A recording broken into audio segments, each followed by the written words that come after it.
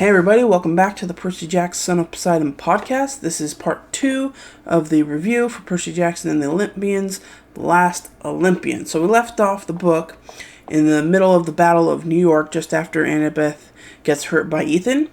So Percy then has a dream about Nico trying to resurrect his mother, but Bianca, her spirit, stops him instead, and then we get a vision of what really happened to Nico and Bianca as kids, as well as his mom and Hades and everything. So I really like that we finally get answers to Nico's past. And so we see Nico's mom, Maria D'Angelo. She's arguing with Hades in a hotel, about keeping the kids safe during World War II because of the prophecy about a child of the big three. Zeus is, really angry and everything. And so Hades wants to keep the children safe by sending them off to the Lotus Hotel, but Maria thinks they're safer as a family.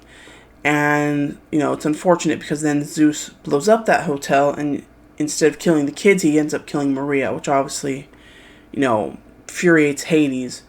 And so, Hades then has the Fury Electo wipe the kids' memories and hide them away in the Lotus Hotel.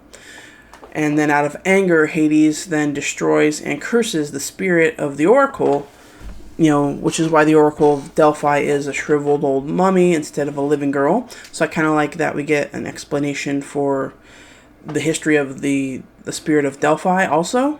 And then Percy then dreams of Rachel as she encourages parents to leave their vacation and head back to Manhattan. So I really do like getting to see the history of Hades and his children and everything, and how kind of tragic it was that Maria had to die, as a result of this prophecy. So that's really sad, and you understand, the motivations of Hades and Nico as well. And so I do like that we get that. And then when Percy wakes up, he is met by the Titan Prometheus, who is trying to negotiate a surrender. Prometheus working for Kronos. And when Percy refuses Prometheus gives Percy the Pandora's box, which, was opened, but now the last thing that it contains is the spirit of hope. And he tells Percy, when you're ready to surrender, open the box. The spirit of hope will be lifted. And then in a dream vision that Percy has, Percy learns what really happened to Luke's mom. And so she had the gift of sight, and insisted to Hermes that she try to take on the spirit of the Oracle. But because of Hades' curse, the attempt backfires at her, and that's why she's sort of lost in her mind, while she sometimes has these visions, but then also doesn't really make sense of anything. It's because of the curse of Hades. And so it's a nice glimpse into Luke's parents before, she lost her mind. And it really makes a tragic story out of her. And you really feel bad for Luke. And then you feel bad for Hermes as well, because he tried to talk her out of it. And, he sort of feels responsible now for this whole path that Luke has been on because of those choices that, were made. And so it does really give a lot of good. This book does a good job giving the backstory of Luke that we really needed. I just think it came a little too late in the last book. We should have got it a book or two ago to really kind of help flesh out Luke as a character. So then Percy continues, everybody's fighting the monsters throughout Manhattan and whatever, and then Chiron and the other centaurs, the ones we met in the Sea of Monsters in Florida, they show up to help fight as well. And so that's kind of a really cool moment of Chiron and the centaurs getting their sort of glory moment as well. Percy then meets Rachel, who was flown in by helicopter, and Rachel tells Percy that he is not the hero of the prophecy, which, Percy is, of course, like, what? Of course I am. And we think he would be because he's the protagonist of these books, but, he's not the only hero in these books either, and so it's kind of like a little bit of a shock to him when Rachel says, you're not the hero of the prophecy. So then Kronos releases a Draken, which is kind of like a dragon, but way worse. And Rachel tells Percy that the only, one that can kill the Draken is a child of Ares. And that's when the Ares campers arrive to help fight. And it's revealed that they were led by Selena Beauregard, who pretended to be Clarice to get the Ares cabin to join in the fight. because at the beginning of the book, they refused to fight because of negotiations that were going wrong or something. And so in the whole battle, Selena then gets injured and ultimately dies. But we find out that she was the spy for Luke. So, the last couple books we've been, who's the spy? Who's the spy for Luke? And it's finally revealed that it was Selena Beauregard in that. But, it's an interesting little twist and surprise. But, the book doesn't really do a good job justifying why she was a spy or why she didn't stop being a spy. And so and her death doesn't really mean a whole lot because we didn't really get to know Selena Beauregard. But her death motivates Clarice to help fight, and she is the one that defeats the Draken. And so it's a really good moment for Clarice. I always like the character. I do wish we got more with her, like more action stuff with her, because I think she's badass. So it's nice that she does get to do something in this book. So after the Draken is killed, Percy, Annabeth, and Grover head to Mount Olympus, where they see Rachel in some sort of trance holding the Pandora's box. But then Percy gives the box to Hestia, because the best place to leave the temptation is in Hestia's hearth, and Hestia is the last Olympian. So I'm not really, again, sure how that all ties into the title of the book, but I feel like there's some sort of connection there. And I'm not really sure what the purpose of introducing Pandora's box is when all he does is just give it to Hestia. So, why introduce it at all? But then Percy gets his father Poseidon's attention and convinces him to leave the sea and come fight at Olympus.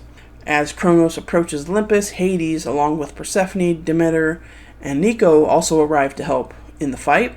And Kronos drops his magic spell that he had over New York, which wakes up Percy's mom and stepdad, Paul Blofeld. And there's a really cool moment where his parents kind of help out in the fight a little bit, and I like that, he accepts Paul Blofeld as his dad and everything, and then we see, them, he and Sally, kind of fighting a little bit in the action. So it's kind of nice that, they're not fully on the sidelines all the time in these books, so that's kind of cool. And then Percy convinces Ethan Nakamura to turn against Kronos, and he does, but then he is immediately killed by Kronos. So we didn't really get to know Ethan very well, like most of these side characters, so his death doesn't really mean a whole lot, like his redemption doesn't mean a lot, but it's, kind of sad to see him go, because he could have been a cool character. And then Poseidon and his army then appear, and all of the Olympians then help fight back Typhon to the depths of Tartarus. Annabeth tries to talk to Luke inside of Kronos, and Annabeth reminds Luke of a promise that they made, and it's enough to bring Luke to the surface, and he explains that he is the only one that can kill Kronos. So Percy gives Luke Annabeth's knife, and Luke stabs himself in his weak spot, the Achilles heel from the river Styx bath, and that's how Kronos is defeated. But in the process, Luke's body is also taken away by the Fates, and that's the thread that Percy saw the Fates cutting in the first book all those years ago. So I do kind of like tying it back to that as well. And then the gods return to Olympus and offer Percy a chance to become a god, which is kind of interesting. Apparently they get a wish or something. But Percy turns it down, which I like because it's a trait of Percy that, he's very humble, that he is just a demigod, but it makes him more relatable. And like I said, he's more humble, and that he's not gonna, go off and be a god and leave all of his friends behind.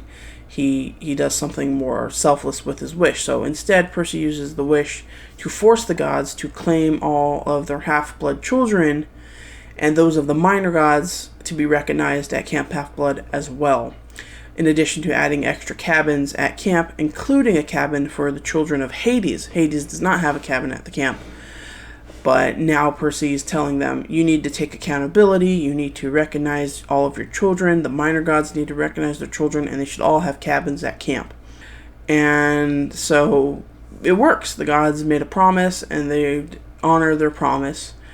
And the gods then assign Annabeth as the architect to redesign Olympus, which is, sort of been one of her dreams throughout these books, is that she wants to be an architect.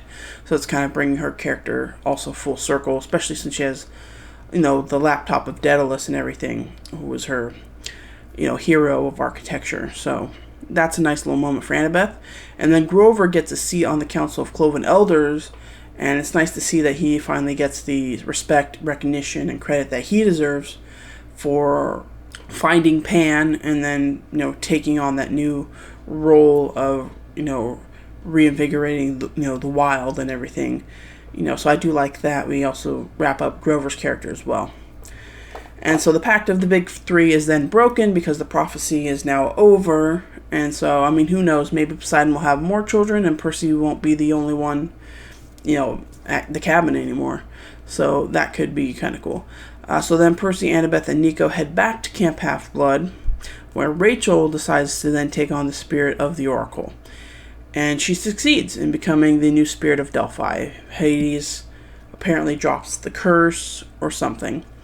And so at the end of the camp, season, Rachel gives a prophecy, before leaving to go off to her etiquette school or whatever that she promised to her father. So we get a sort of cliffhanger, almost like a cliffhanger prophecy of something that may happen in the future.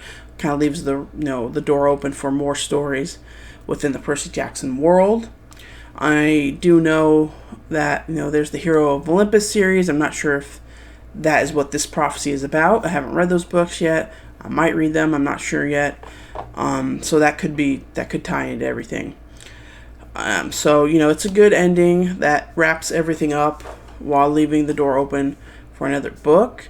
And in the end, Percy and Annabeth, they finally get to kiss, and it's kind of a sweet little moment, for the two of them recognizing their feelings. And they end up jumping into I think they get pushed into the lake or something, and they just stay at the bottom of the lake because Percy can create like an air bubble or something, and they're like making out at the bottom of the lake, which seems like a very teenage thing to do if you have that type of power.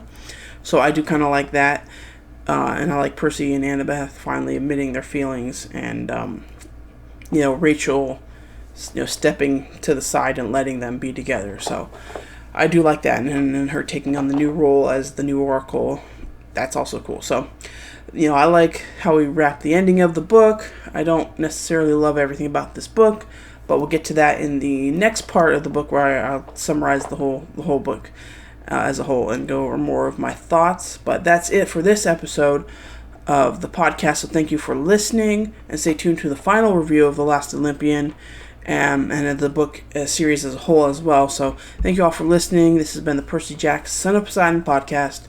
Bye.